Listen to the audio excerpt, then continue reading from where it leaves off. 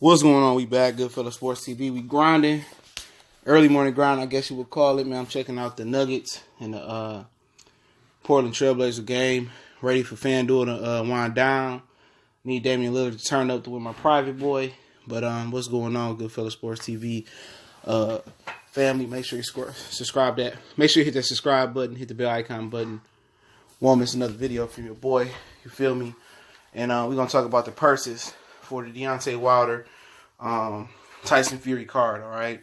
The televised portion. Anthony Yarde fell off the card, and Gulo versus Chavez Jr. fell off the card as well, too. Anthony Yarde, they didn't improve his opponent on short notice after the other opponent fell out. The card goes is Fury Wilder, Hurd, Wellborn, Fury, Travis Kaufman, and Joe Hanks and Joe Joyce, okay? Let's talk about what they making, and I'm explaining how PPV even get more money on the back end for the main event. Dan Rayfield report: Deontay Wilder getting $4 million, Tyson Fury getting $3 million. Both stand to earn millions more from the percentage of profit from the event, and I explain how they getting more money outside of the pay-per-view as well too. Jared Hurd making $1 million. That's a career high purse for him. His career high before that was versus Arizona Lard. I think he made $500K guaranteed. Jason Wellborn is getting $30,000. Luis Ortiz is that's Jason Wellborn is Hurd's opponent. Luis Ortiz is getting $375K. His opponent Travis Kaufman is getting a cool $125K. Joe Joyce is getting $40K. Joe Hanks is getting $50K. So that's funny. Joe Hanks is getting more money than Joe Joyce, and Joe Joyce is considered the A side, even though Joe Hanks got more money. And then some other stuff on the card as well too. Robert Guerrero getting $25K. He was a late addition. I don't even know how he came back. But as far as the upside bread for Wilder and Fury, they get stuff off the live gate as well too. You know, the live gate, ticket sales and concessions. I remember Gary Russell fought Jojo Diaz. He got the entire live gate, and he got the entire live gate and concessions. That's ticket sales and as well as concessions as well he got. So he got 1.4 guaranteed, and then he got a ton of money in the back end. That's why you see Gary Russell fight every 12 months when he had to do a mandatory, because he get a lot of bread, all right, from on the back end. A lot of PBC fighters get plenty of money on the back end. They might say they make $1 or $2 million guaranteed purse, but not necessarily. They make a little bit more because they're getting live gate and concessions like they pay-per-view. So they're getting a lot of money on the back end as well.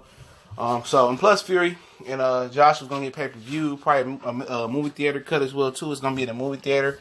You can go to phantom.com. You could just type in and Google Deontay Wilder Tyson Fury movie theater. And it'll take you like to phantom.com. You put your area code in and it show the movie theaters that's going to be showing the fight. It's $25, okay? This is a career high payday for her in the tune-up fight. And if you're wondering why PBC fighters, you know, in particular in this situation, why they don't take risks. I mean, you're getting $1 million to fight in the tune-up. You know, your career high, and for Jared Hurd in this case, his career high payday is coming in the tune-up. You know what I'm saying? So, I mean, my career high payday, his career high payday, I'm just talking, you know, like I'm him. His career high payday didn't come for a hard fight like Tony Harrison, or it didn't come for a hard fight like Arizona Lara. It didn't come for a hard fight like Austin Trout. His career high payday came in a layup versus Jason Wellborn, you know, on pay-per-view. So, you know, while he being in the rush to fight Charlo, he getting a 7-figure payday in the tune-up. Of course he going to want a hometown tune-up, you know what I'm saying? Another tune-up in April or May. People talking about J-Rock, you know, it ain't a tune-up, man. He getting beat J-Rock. J-Rock can't punch. It is a tune-up, okay? They say they wanted to fight 2 right-handed fighters. That's what they doing. 2 tune-ups. And that's just my opinion. J-Rock can't punch, so he ain't a threat towards Jared Hurd. But like I said before, you know, high risk, low reward. So why would I risk probably another $1 million or $2 million to fight Jamil Charlo next, and my market value can drop if I lose, when I can make $1 million fighting on a nobody on Wilder pay-per-view with Fury, then come back to the crib, they probably can guarantee me another $1 million. Then I can do the main event. I can take the live gate. I can take the concessions, and bring home $2 or $3 million or $2 million or $2.5 million plus some, with the money on the back end, why would I? You know what I'm saying? When you overpay people, they tend not to take risks. When fighters was underpaid, compared to what they are now back in the day, they had to scrap. They had to take the tough fights to get good paydays. You know what I'm saying? Now, when you're not forced to take, tough fights to get good paydays, when you can get whack fights or tune-up fights or mid-level fights for great paydays, who out there would take that risk? Y'all see what I'm saying? What fighter out there would take that risk? Or what person out there take that risk? You know what I'm saying? You can go through the suburbs and get where you need to go, or you go through the most treacherous, dangerous neighborhood. You know what I'm saying? And get there a minute or two faster. What you gonna do? You rather get there a minute or two faster and have the possibility you might not make it, or take the suburbs and get there a minute or 2 or 3 minutes late, but you're gonna be safer. That's the analogy I use. Okay, I use a lot of analogies on this channel. But Kaufman Ortiz getting a good payday.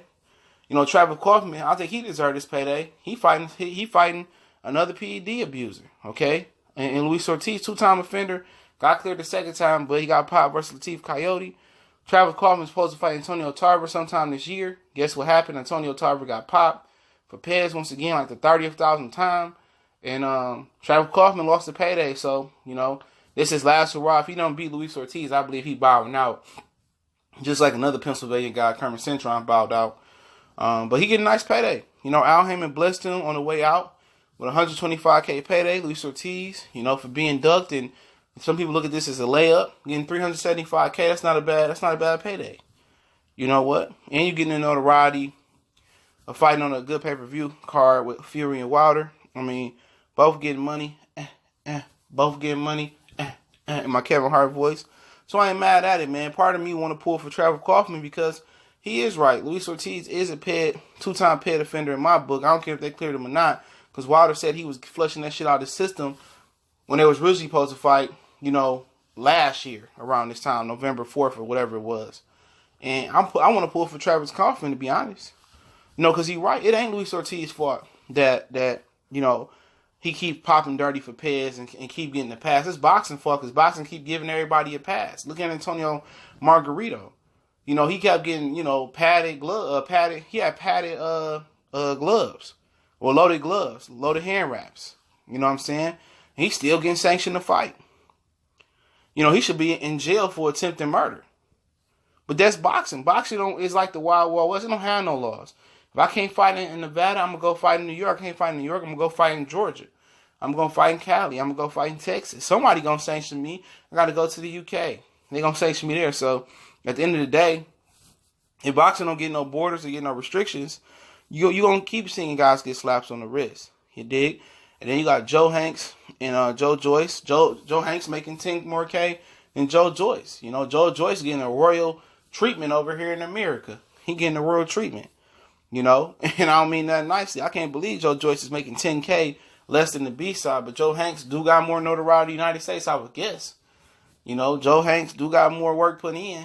And Joe Joyce do got an amateurish type of record as far as what he got 7-8 wins or something like that. So if I was Joe Joyce, I wouldn't be happy about that. But hey, it's better. It's part of the bigger scheme. He trying to go for Ortiz next. He trying to go for Big Baby Miller next. So salute to him. He ain't complaining. He signed a contract, and Joe Hanks getting blessed with a 50K payday. Al Heyman making sure these boys get paid. You look at Top Rank and Bob Arum's undercards. I seen one undercard for Jeff Warren, Terrence Crawford. He spent less than 100K on an undercard. Okay, right here, Al Heyman spent $1 million on the co-main event. Head up, A-side and Jared Hurd. He spent 30K. He spent 125K on the sandwich fight B-side and Travis Kaufman. Okay. He spent 100K just in the opening televised bout with Joe Hanks, or just under 100K with Joe Hanks and Joe Joyce. So he put some money into this undercard. All these brothers getting paid. Salute. Hopefully everybody enjoyed the video. Make sure you smash the subscribe button, bell icon button. Don't forget, we're on Facebook and Twitter. You can DM me, add me on Twitter, DM me on Facebook and Twitter. Questions, inquiries, business inquiries. You can hit me up on email, in the email for the same thing. Intro music, instrumental as well, is in the description, the link. Also, our Facebook group is in the link in the description as well. Also, want to make a donation. That link's there as well. One time.